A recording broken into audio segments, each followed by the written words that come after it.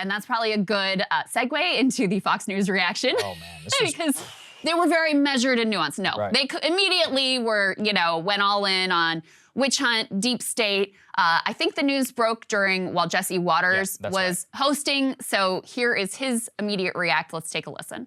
We were told that the FBI wasn't going to get involved in any politically charged search warrants, investigations, announcements, indictments before an election. We were told that. I mean, remember what they did with the crooked situation with the server.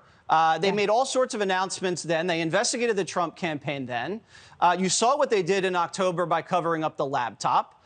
And now they're gonna send agents into Mar-a-Lago before the midterm election. This is not what we were told the FBI was going to do, especially, Dana, on the heels of what we just did at the top of the show, when we just laid out how, Paul Pelosi Sr., suspiciously involved in insider trading with the wife, Nancy. And then she takes her son to this Asian trip, tries to hide it while he's got lithium investments. He's got EV battery investments all over these Asian countries. They're trying to cover it up. And nothing gets done with Hunter. Yeah. They're trying to push that off, make it a little tax thing, make that go away. Meanwhile, we have evidence that they were holding 10 for the big guy. Diamonds are being exchanged.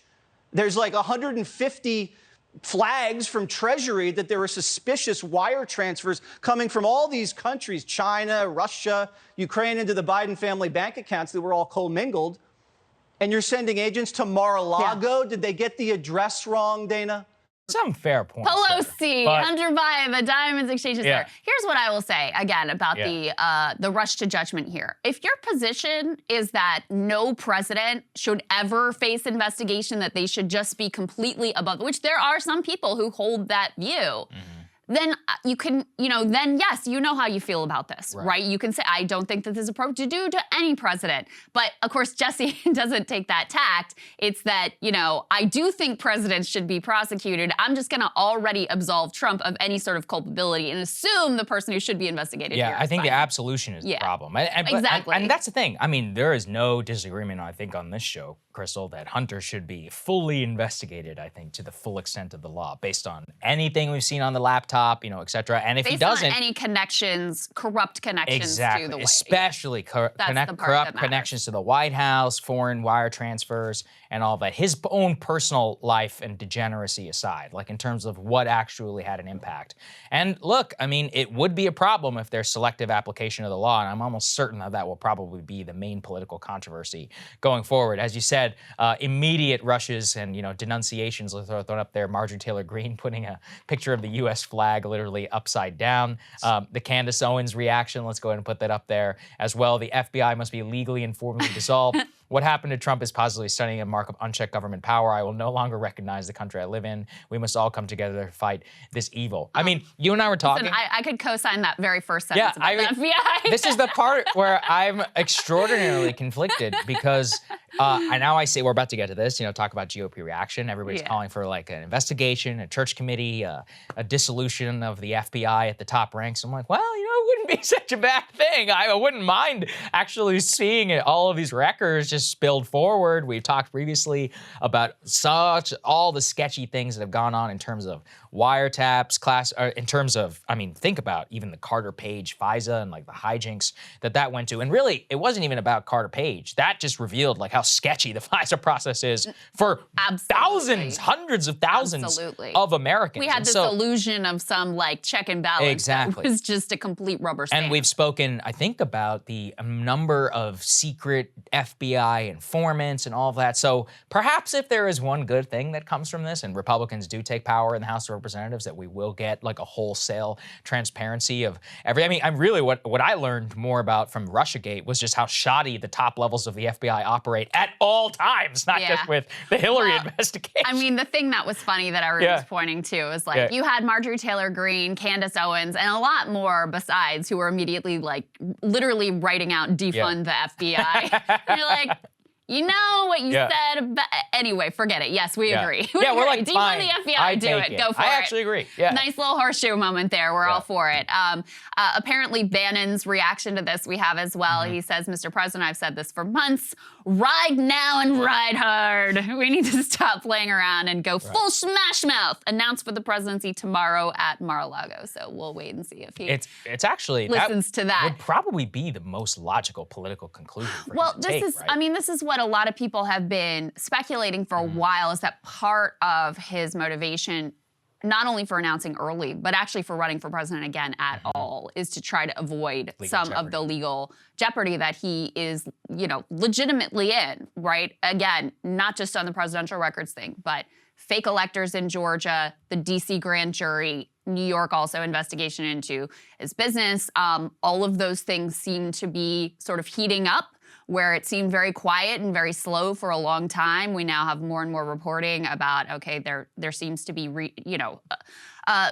a narrow time frame to reach an end, reach a conclusion, and very possible, if not likely, that the president ends up indicted. So he's not just facing problems on this front, but he's facing problems on a number of fronts. So it wouldn't surprise me if now Republicans were reportedly really not happy about the idea that he might launch before the midterms, because they don't want the midterm election to be a referendum on Trump. They want to keep the focus all on Joe Biden and inflation and the problems there.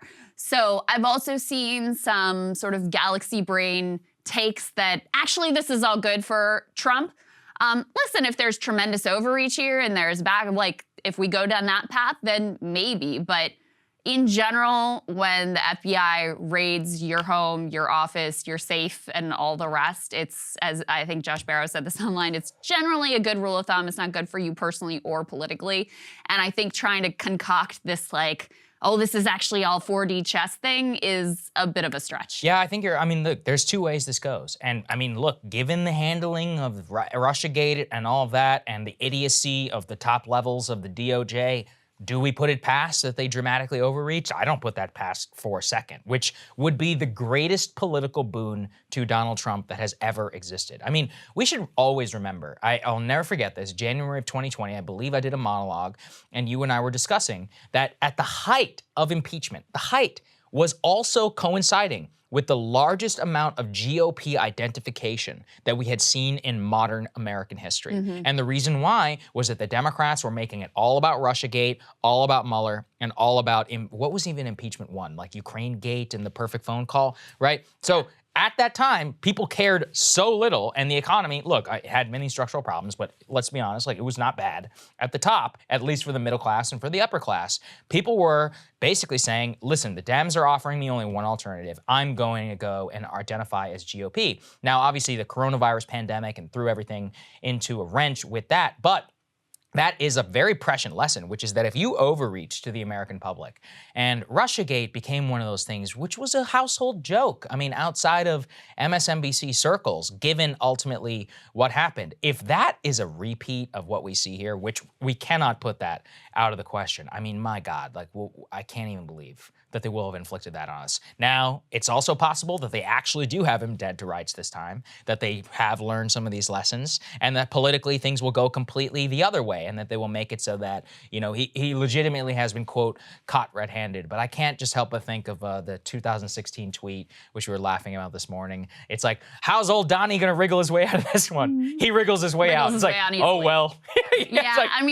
It's hard to have covered all of these various things and seen the way they play out and not feel that way, right? Not feel like this is another the walls are closing in moment when the walls never actually end up closing in.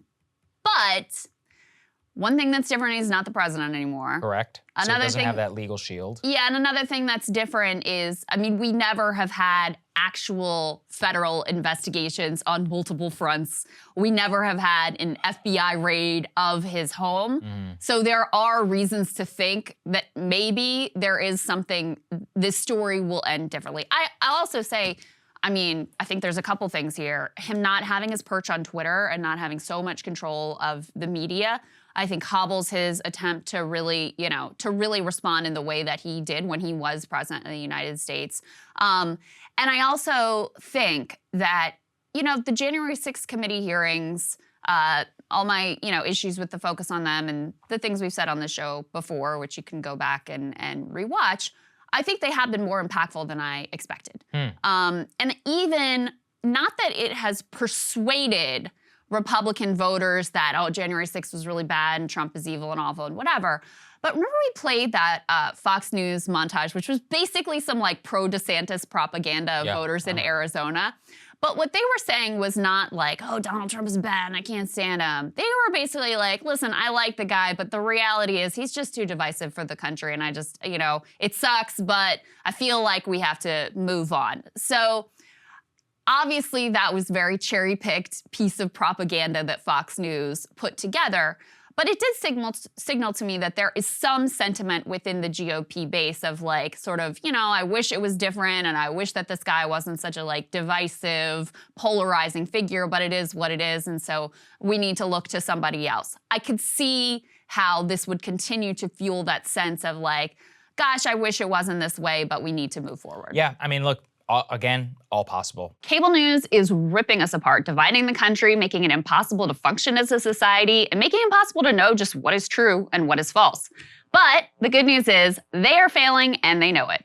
That is why we're building something new, a new mainstream, a healthier one, something more trustworthy, something that we are going to need in one of the most pivotal times in American history. We are building up here for the midterms, for the upcoming presidential election, but we need your help. So if you can help us out by becoming a premium member today at breakingpoints.com, we're trying to change America for the better and the entire world. So what are you waiting for, guys? Go to breakingpoints.com and sign up and help us build a new mainstream.